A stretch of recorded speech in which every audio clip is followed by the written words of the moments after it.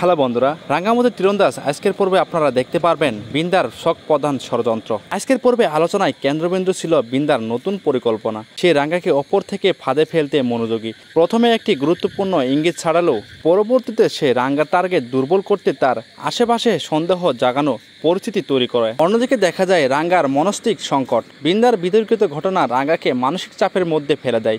প্রথম দিকে তিনি নিজেকে খারাপভাবে নিয়ন্ত্রণ করতে পারেনি। তীরবর্তী সংঘে তার লক্ষণগুলো ছলছন্ত্র হয়ে ওঠে। আবার অন্যদিকে দেখা গিয়েছে নীরার সুপ্ত তিরক্ষা। নীরা আজও রাঙ্গার পাশে থেকে বিষয়গুলো গভীরভাবে পর্যবেক্ষণ করছে। সে বুঝতে পেরেছে যে এখানে খেলা নয়, বৃহত্তর বড় ধরনের কিছু সংকট হচ্ছে, আর তাই সে রাঙ্গাকে মানসিকভাবে সতর্ক করতে যাচ্ছে। এরপরে দেখা যায় বিন্দার ষড়যন্ত্রের গল্পে নাটকীয়তা উত্তেজনায় যুক্ত করেছে। রাঙ্গার মানসিক লড়াই নীরার অনুমান ও প্রজ্ঞা আলোকিত করেছে। আর হ্যাঁ, রাঙ্গার ফ্রেন্ডশিপ ও ইমোশনাল তালমাতাল গল্প জুড়ে। তবে হ্যাঁ, গল্পে আবহ চরিত্রে আবেগ দুপুরের মতো উজ্জ্বল হয়েছে।